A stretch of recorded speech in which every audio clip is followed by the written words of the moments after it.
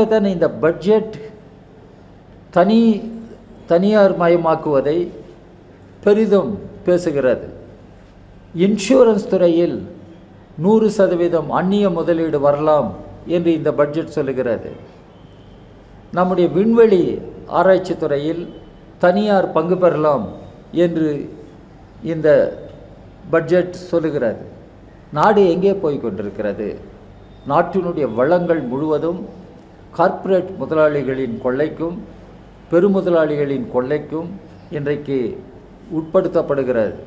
சாதாரண மக்கள் வேலையில்லா திண்டாட்டத்திற்கும் விலைவாசி கொடுமைக்கும் ஆளாகி வறுமையின் பிடியில் சிக்குண்டு தவித்து கொண்டிருக்கிறார்கள்.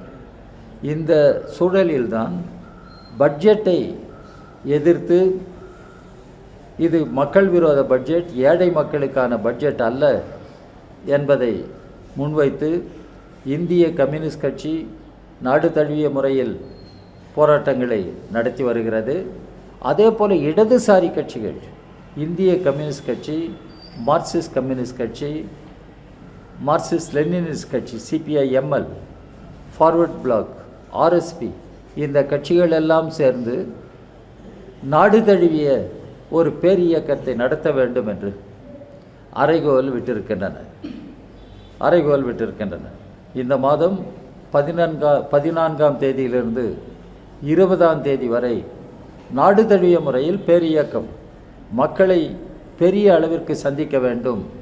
மக்களிடம் மோடி அரசாங்கத்தினுடைய இந்த பட்ஜெட் எப்படிப்பட்டது என்பதை விளக்க வேண்டும், மக்களை ஒன்று திரட்ட வேண்டும் என்று இந்த இயக்கத்தை நாங்கள் அறிவித்திருக்கிறோம். இதே சூழலில்தான் இந்திய கம்யூனிஸ்ட் கட்சி தனிப்பட்ட முறையில் ஒரு அரசியல் இயக்கத்தை முன்வைத்திருக்கிறார். இன்றைக்கு இந்தியாவினுடைய சமுதாயத்தை நாம் முன்கொண்டு செல்ல வேண்டுமானால், நம்முடைய சமுதாயத்தில் இருக்கிற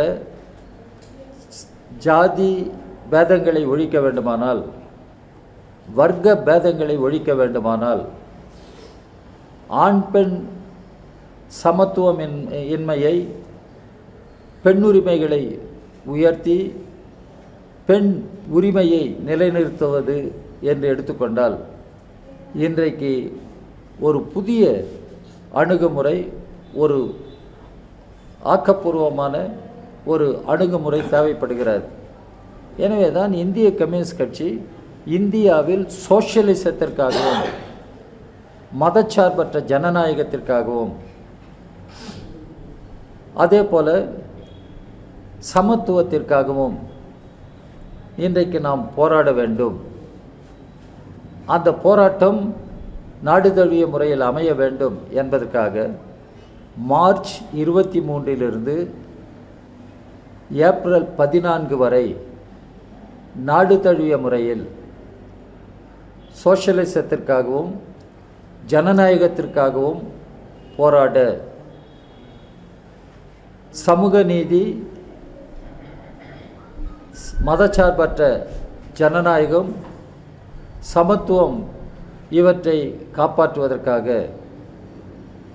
ஏப்ரல் 14 வரை, மார்ச் 23 ஏப்ரல் 14 வரை நாடு தழுவிய ஒரு அரசியல் இயக்கம், it's a political campaign, national political campaign. இது தொடங்குவது மார்ச் 23 தமிழ்நாட்டில் மக்களுக்கு தெரிந்திருக்கும். அந்த மார்ச் 23ஆம் தேதி தான் பகத்சிங், ராஜ்குரு, சுகதேவ் இவர்கள் தூக்கிலிடப்பட்டு கொல்லப்பட்ட நாள். பிரிட்டிஷ் ஏகாதிபத்தியம், காலனி ஆதிக்கம் அவர்களை தூக்கிலிட்டு கொன்றது.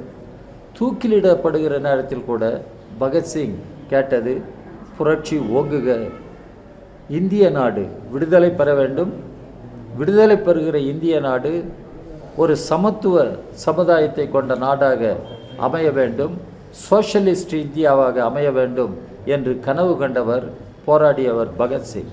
அந்த பகத்சிங் காலத்திலிருந்து அம்பேத்கர், ஏப்ரல் 14 அம்பேத்கருடைய பிறந்த நாள். அம்பேத்கர் அரசியல் சட்டத்தை உருவாக்கியவர். அம்பேத்கர் இந்தியாவினுடைய மக்களுக்கு எல்லோருக்கும் சுதந்திரம், எல்லோருக்கும் சமத்துவம், எல்லோருக்கும் சகோதரத்துவம் இருக்க வேண்டும். அதற்கான முறையில் எல்லோருக்கும் நீதி வேண்டும். அரசியல் நீதி, பொருளாதார நீதி, சமூக நீதி வேண்டும் என்று குரல் கொடுத்து அரசியல் சட்டத்தை உருவாக்கியவர் அம்பேத்கர். எனவே பகத்சிங் முதல் அம்பேத்கர் வரை அவர்கள் எப்படிப்பட்ட இந்தியாவிற்காக கனவு கண்டார்களோ, போராடினார்களோ, அப்படிப்பட்ட இந்தியாவை உருவாக்குவது இன்றைக்கு வரலாற்று கடமையாக இருக்கிறது.